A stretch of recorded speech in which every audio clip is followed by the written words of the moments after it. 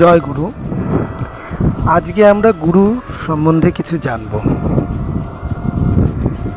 তা কি বলছে? অজ্ঞান তিমিরান্ধস্য জ্ঞানাঞ্জন শলাকায় চক্ষুরং উন্মীলং যেন তস্मै শ্রী গুরুরে নমঃ। অর্থাৎ অজ্ঞান আধারে মোর অন্ধ দুনয়ন, জ্ঞানাঞ্জন শলাকায় চক্ষুর উন্মীলন।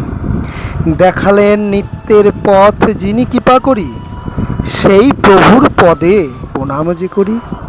শ্রীগুরুর চরণে ভক্তি তার শনে প্রণয়, প্রেম ভক্তি যার কৃপা বলে হয়। তাহলে প্রথমত কথা হচ্ছে, আমরা গুরু কে বা গুরু সম্বন্ধে কি করে জানব, আর আমাদের গুরু ধরা আবশ্যক কেন?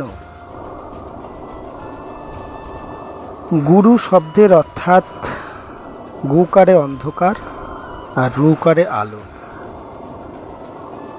যিনি জ্ঞানের দ্বারায় অজ্ঞানতা দূর করে তিনি হয় গুরু। তা তিনি কি করে আমার অজ্ঞানতা দূর করবে?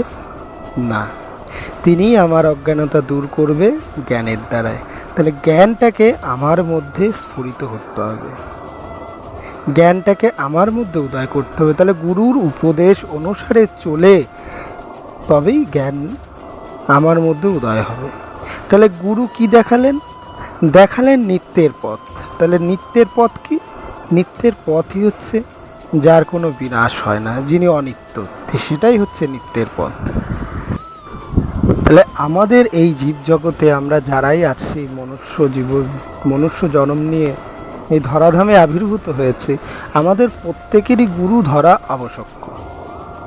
তাহলে কেন আমরা গুরু ধরব? তার প্রথম কারণ হচ্ছে নিজেকে জানার জন্য, নিজেকে চেনার জন্য এবং নিজেকে বোঝার জন্য। তাহলে প্রথমত আমাকে আমার চিনতে হবে। তাই সনাতন গোস্বামী আমার চৈতন্য মহাপ্রভুকে প্রশ্ন করেছিল, কে আমি যারে তাবৎ রয়, ইহা না জানিলে জীবের কৈসে হিত হয়।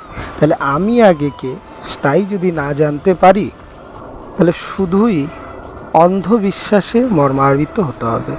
যে যেরকম বুঝাবে সেরকম বুঝতে হবে। আর নচেত আমার যে ধর্ম অর্থাৎ স্বধর্ম, এই মানব জীবন ধারণ করে আমি যে কি করব, আমার এই দেহের মধ্যে কি আছে, এই দেহ কি, এই সম্বন্ধে আমরা জানতে পারবো না। তাই মনোবিজ্ঞানিকরা, যাকে সাইকাইট্রিস্ট বলা হয়, এই মনোবিজ্ঞানিকরা রিসার্চ করে পেয়েছে একটা মানুষ সারা দিনে 60,000 চিন্তা করে, অর্থাৎ 60 যদি ভাগ করে দেখা যায় যে একটা মানুষ দিনে 21,600 বার শ্বাস প্রশ্বাস নেয়। তাহলে যদি 21,600 বার শ্বাস প্রশ্বাস নেয়, আর তার চিন্তা কতটা?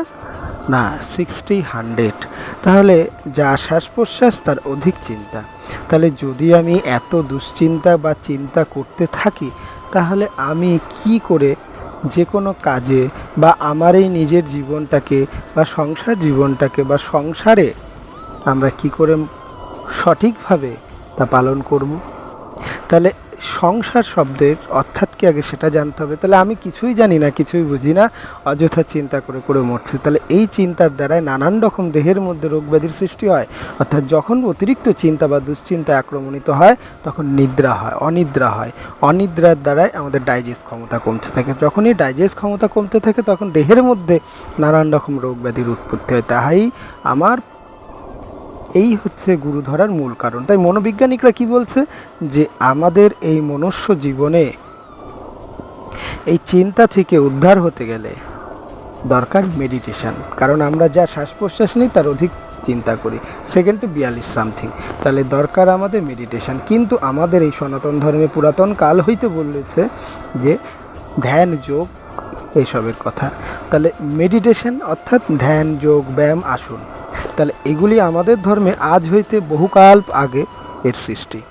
তাহলে এই যে ধ্যান যোগ, অর্থাৎ যারা আজকে মেডিটেশন ক্লাস করাচ্ছে তাদের ধ্যান যোগ, আর গুরু ধরে নিজেকে জানার যে মেডিটেশন, গুরু ধরে নিজেকে জানার, নিজেকে বোঝার যে মেডিটেশন, এটা পুরাতন কাল হয়েছে। তাহলে যদি আমি ধ্যানের দ্বারা জ্ঞান নিজেকে চিনতে পারি, তাহলে জ্ঞানের উৎপত্তি হবে, অর্থাৎ দুশ্চিন্তা দূর হবে, আমার মধ্যে জ্ঞানের উৎপত্তি হবে, বিবেকের উৎপত্তি হবে, বৈরাগ্যের উৎপত্তি হবে।